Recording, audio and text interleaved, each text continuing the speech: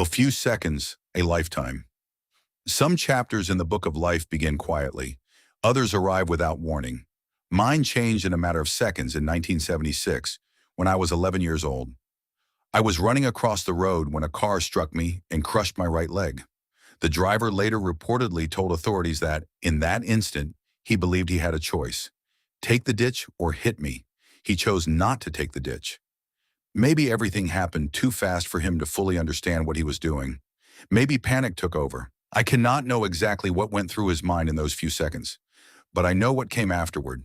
I was 11 years old, badly injured, and suddenly carrying the consequences of a decision I had no control over.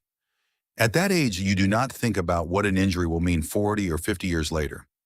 You do not understand arthritis, damaged joints, chronic pain, or how an old injury can slowly change the way you stand, the way you walk, and the things your body allows you to do.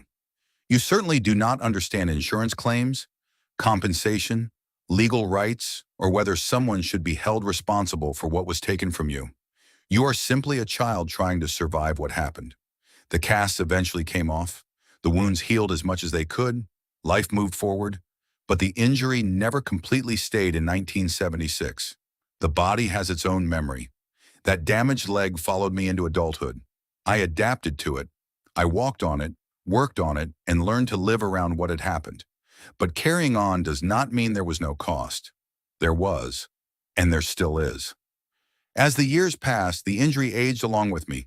Damage that once seemed like something from childhood became something I continued to live with decades later.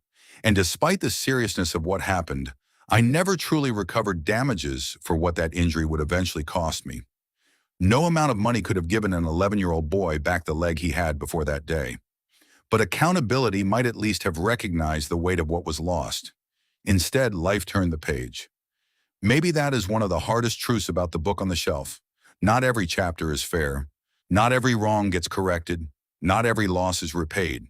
Sometimes we spend a lifetime carrying consequences that were created in only a few seconds. But that does not mean those few seconds get to write the entire book. I kept walking. I kept living. I kept turning pages.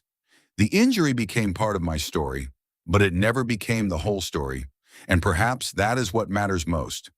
We cannot always choose what happens in a chapter. Sometimes the chapter chooses us. But as long as there are pages left, we can still have something to say about what comes next.